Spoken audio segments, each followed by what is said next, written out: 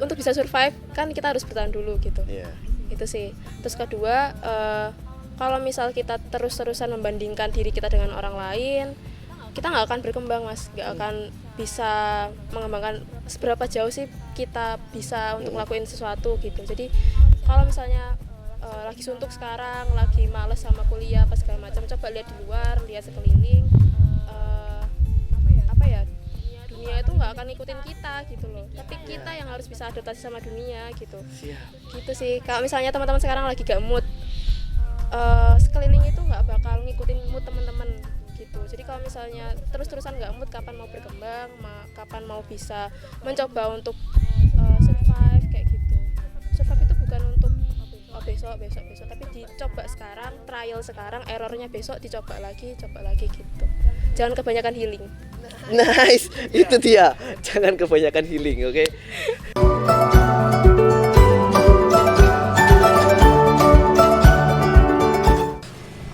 Yang sedang dilakukan teman-teman sebayanya Mbak Ika ini ada berapa MBKM? Kalau di IKL terutama di semester 7 itu teman-teman kebanyakan mengambil MBKM riset dan juga MBKM industri gitu. Untuk riset itu ada yang riset bersama dosen, ada juga yang riset ikut instansi kayak gitu. Oke. Nah, kita coba cari tahu. Mungkin teman-teman juga nggak tahu, mau bingung milih antara riset atau MBKM industri. Menurut Mbak Ikanya ini lebih enak mana? Antara MBKM industri atau MBKM riset? Balik ke personal sih, enak nggak enaknya. Mesti semua itu ya, kalau di kuliah sih menurut saya ada enak nggak enaknya gitu loh Mas. Jadi kalau misalnya teman-teman lebih suka yang kerjanya praktek, bisa ketemu orang banyak, atau pengen ada niatan untuk menantang diri teman-teman, kira-kira aku bisa nggak sih survive di dunia kerja gitu, itu mungkin teman-teman bisa mengarah ke MBKM industri. Tapi ketika teman-teman di sini itu sukanya penelitian, kemudian teman-teman itu lebih suka yang personal space, karena riset itu kan ya kita yang ngerjain, kita yang mendokumentasikan dalam berupa tulisan gitu-gitu, itu mungkin teman-teman bisa melanjutkan ke MBKM riset kayak gitu. Nah, MBKM riset dan MBKM industri.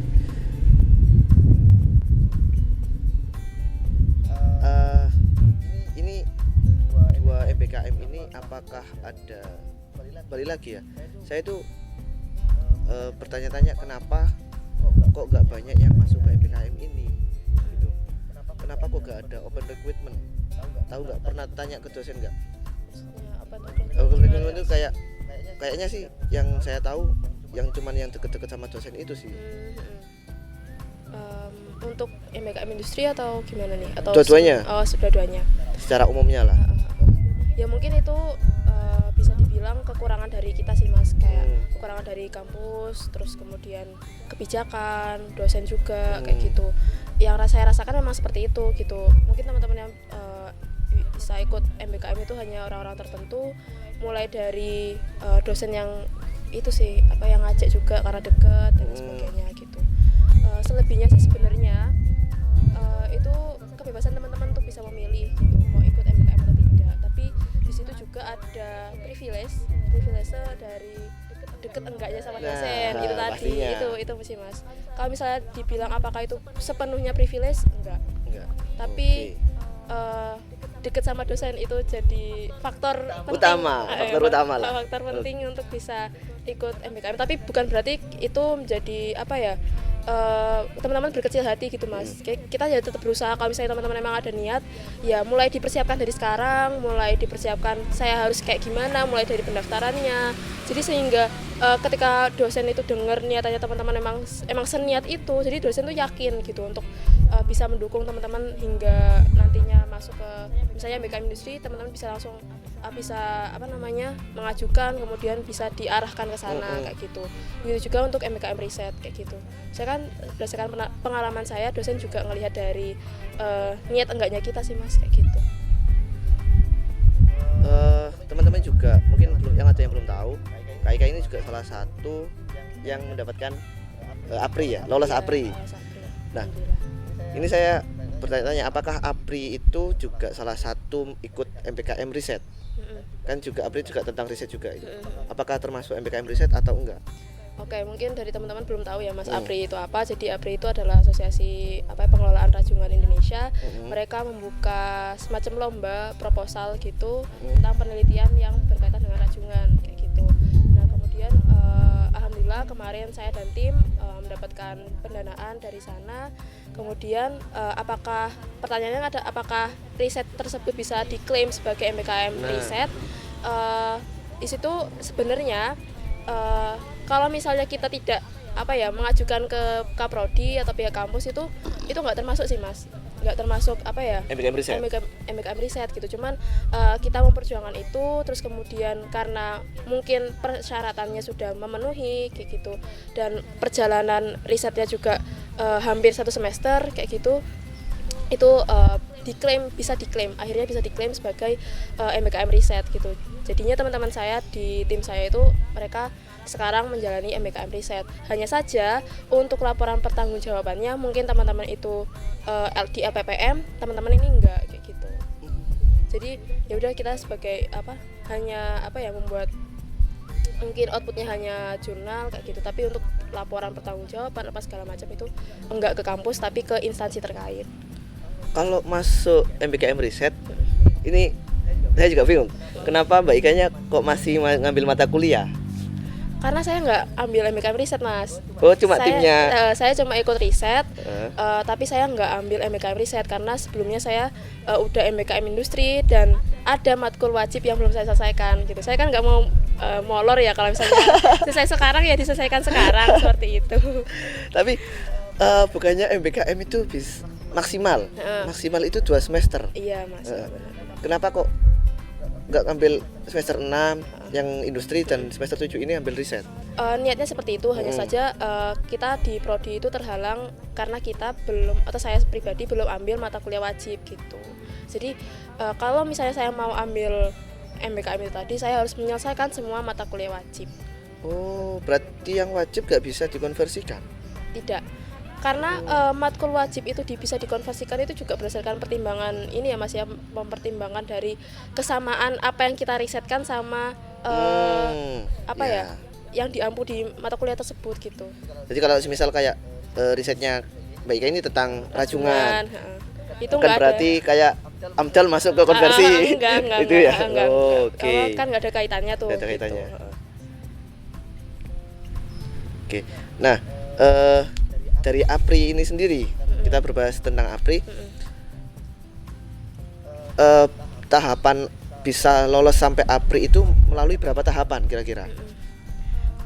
Untuk bisa ikut APRI pertama ya kita membuat proposal terlebih dahulu Mas gitu. Karena APRI membuka itu lomba itu tadi, kita membuat proposal dengan tema atau subtema yang mereka sediakan kayak gitu. Kita sediakan, terus karena Madura itu spesial Mas. Madura itu istimewa gitu. Masih belum banyak orang yang mengeksplor Madura, terutama untuk sumber dayanya, wilayahnya, budayanya kayak gitu. Jadi kita juga Universitas Trunojoyo Madura, kenapa kita enggak menggali apa yang Madura punya kayak gitu. Jadi kita fokus ke Maduranya, Madura punya apa, Madura punya rajungan terutama. Jadi kita kaitkan itu dengan apa yang APRI butuhkan kayak gitu. Dan juga di situ kita proposal itu nggak sekedar proposal aja Mas, tapi bagaimana kita mengkaitkan proposal tersebut dengan kebutuhannya APRI gitu. Karena APRI kan swasta gitu Mas ya kayak. Jadi kita tentu kaitkan dengan itu, kaitkan dengan perekonomian gitu. Oh, berarti APRI ini bukan lembaga di bawahnya naungan pemerintahan, tapi dia lembaga swasta itu sendiri. Iya, swasta. Gitu. Setelah tahapan pembuatan proposal ini lolos nih. Lolos. Selanjutnya apa ada wawancara atau langsung melakukan riset atau menyampaikan dulu isi proposalnya? Jadi ketika kita udah upload proposal, kita kalau nggak salah waktu itu ada 36, sekitar 30-an proposal, kemudian yang lolos itu sekitar 18 atau 17 gitu. itu terus kemudian itu tahap seleksi proposal Seleksi, ya, Mas. Habis proposal. itu kemudian kita presentasi di pihak APRI bagaimana isi proposal kita, terus kemudian kita dipilih 5 besar se-Indonesia. 5 besar itu. Berarti sangat sangat termasuk orang-orang terpilih Amin, amin. karena 5 terbaik dari se-Indonesia gitu. Oke. Nah, mungkin teman-teman juga bertanya, kalau riset kan, kalau yang tadi bicara riset yang MBKM itu dana dari kampus. Nah, kalau APRI nih, itu apakah ketika lolos ada pendanaan atau kita harus melakukan dulu sendiri, terus nanti baru biaya itu diganti oleh pihak APRI-nya atau gimana itu? Jadi ketika kita udah dinyatakan lolos dari APRI, kita mendapatkan uang pendanaan kayak gitu Mas. Nah itu uang pendanaannya jumlahnya ya sudah ditentukan dari pihak sana kayak gitu. Oh, ditentukan sana, bukan Kita mengajukan. bukan mengajukan dari yang isi proposal. Proposal kita- itu ada pendanaan nggak kira-kira?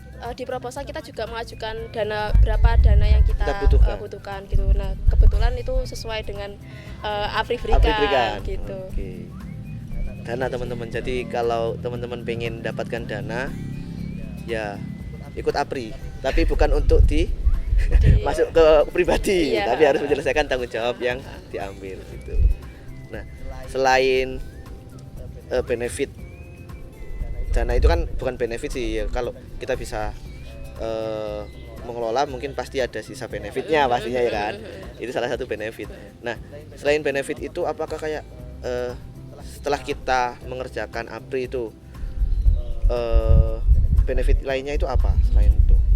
Yang pertama sejauh ini saya rasakan ketika saya harus turun ke lapang, ambil data dan sebagainya itu tentu pengalaman tersendiri buat saya sebagai mahasiswa online ya Mas ya. Mahasiswa online. Saya mahasiswa online Kena jadi corona. iya, jadi saya nggak pernah tahu itu gimana caranya saya turun ke lapang. Terus ibaratnya tuh saya sensus rajungan teman-teman. Kayak Badan Pusat Statistik iya, rajungan. gitu. Jadi kayak saya ngukur rajungan, terutama untuk penelitian saya ya itu ngukur rajungan mulai dari karapasnya berapa, panjangnya, lebarnya gitu, jenis kelaminnya ya seperti sensus rajungan Mas. Jadi tiap turun rajungannya itu ya dihitung, diukur. Belum lagi kalau ada biota-biota yang lain kayak gitu. Oh, berarti bukan melulu tentang rajungan. Tergantung dari judul yang kita ajukan sih. Berarti boleh. Kan APRI itu kan Tentang asosiasi rajungan, tentang rajungan ya kan. Kalau misal judul kita selain rajungan tetap boleh. Karena judul saya itu tentang kelimpahan bycatch di tangkapan rajungan, tentu di situ saya bukan hanya tentang rajungan tapi juga tentang tangkapan samping yang ada di jaring rajungan itu Mas. Jadi saya juga mensensus ikan-ikan yang lain kayak gitu. Oke. Tempat penelitian APRI-nya itu di mana? Karena ya yang saya tadi bilang gitu, saya di Madura, terutama di wilayah Sumeneb kayak gitu. Di wilayah Sumeneb. Iya. Kira-kira kalau di nelayan Sumeneb itu mereka memakai ya penangkapan biasa atau ada yang udah membuat budidaya rajungan?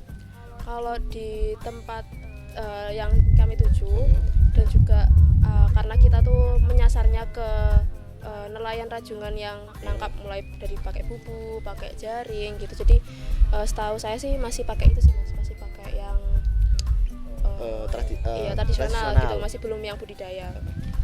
Tapi apakah boleh ini di APRI nih yang kita mengambil judulnya itu yang tentang kayak meneliti di daerah budidaya? Kan budidaya kan gak gampang tuh, kita cuma datang ke tempat budidayanya, kita ngukur-ngukur selesai. Sedangkan kalau kita harus riset di lautan yang cukup luas, itu gimana? Apakah ada persyaratan yang harus ini boleh, ini nggak boleh? Itu gimana? Di awal kan untuk di proposal itu ada persyaratan penulisan kayak gitu, persyaratan subtema. Di situ apakah teman-teman sudah masuk ke subtema itu, misalnya teman-teman mau fokus di budidaya rajungan gitu. Selagi itu berkaitan dengan subtema yang APRI berikan, tentu itu Bukan sebuah masalah ya? bukan masalah sih. Dan itu bukan cuma mengukur-ngukur di budidaya sih Mas, tahu saya. Karena di kampus-kampus lain itu sudah ibaratnya mereka mungkin seperti membuat suplemen supaya orang-orang ketika budidaya rajungan itu bisa lebih cepat, lebih besar kayak gitu. Itu sih kalau di budidaya setahu saya sih. Batasan pengerjaan APRI ada batasannya nggak? Atau kita bisa lifetime. lifetime. Kalau lifetime kita terikat banget dong Iya. kayaknya ya. Nah, itu ada berapa? Ada batasannya berapa bulan? Karena kita menganggarkan dana di proposal itu sekitar boleh disebut Mas? Boleh, silakan. Boleh.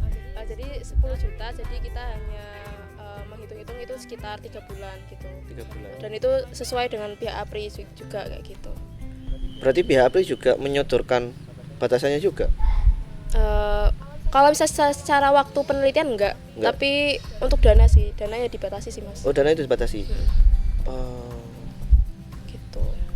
Ini kan kalau dana ini kan kalau yang saya pernah saya nggak pernah ikut APRI, cuman saya pernah mendapatkan dana dari pemerintahan.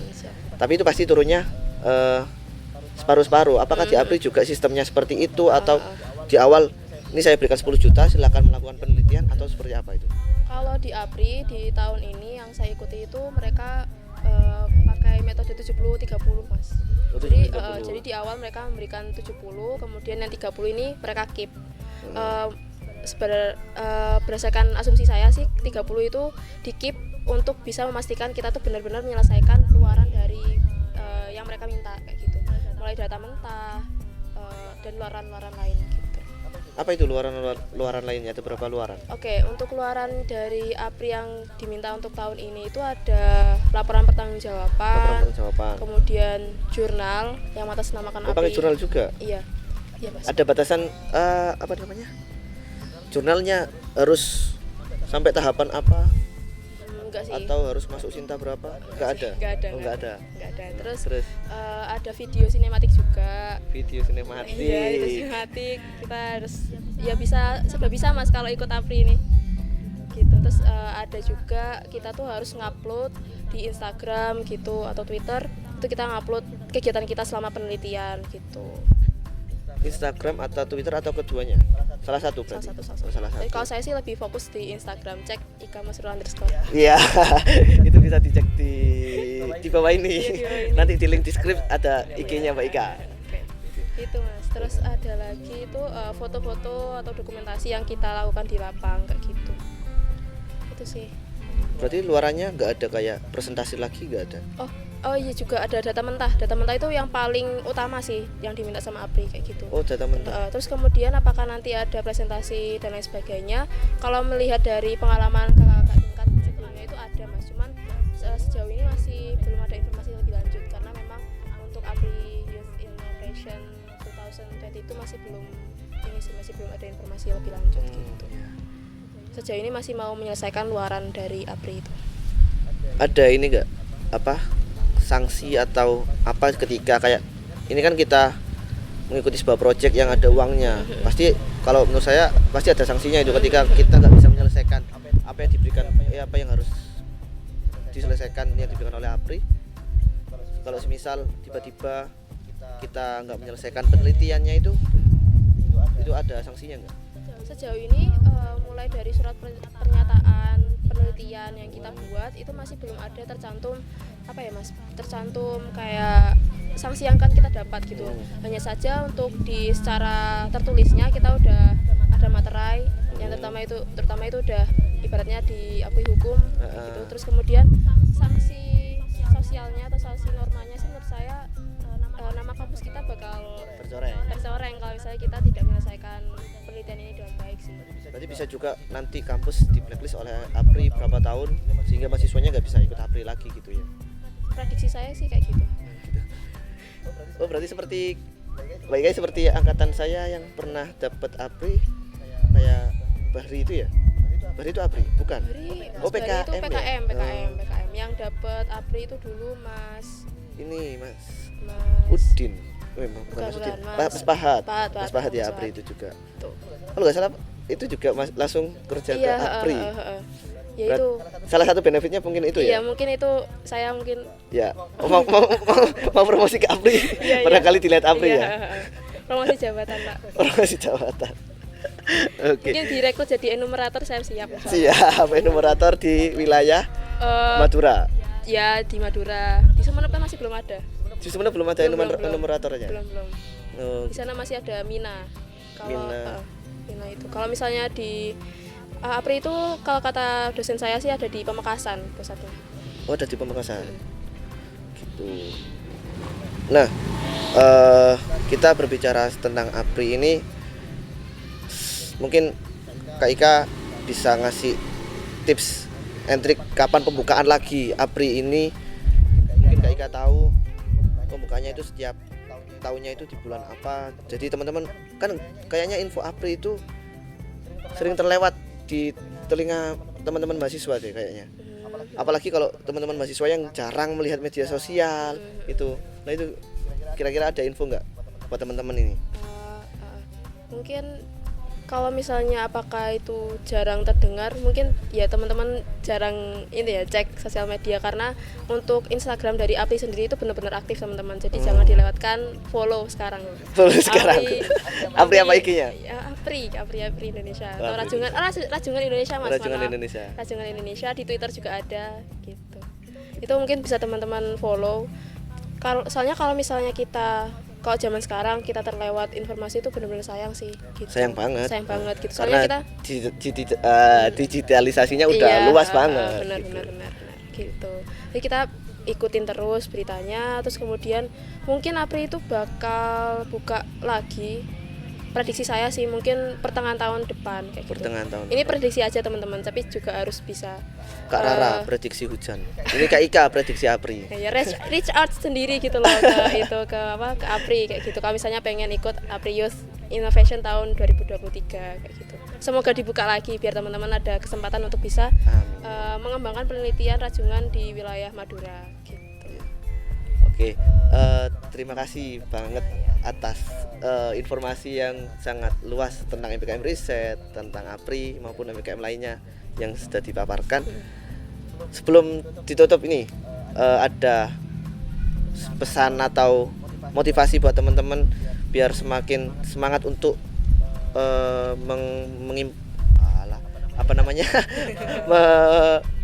survive dirinya dengan cara entah riset ataupun dengan mengikuti APRI. Itu gimana?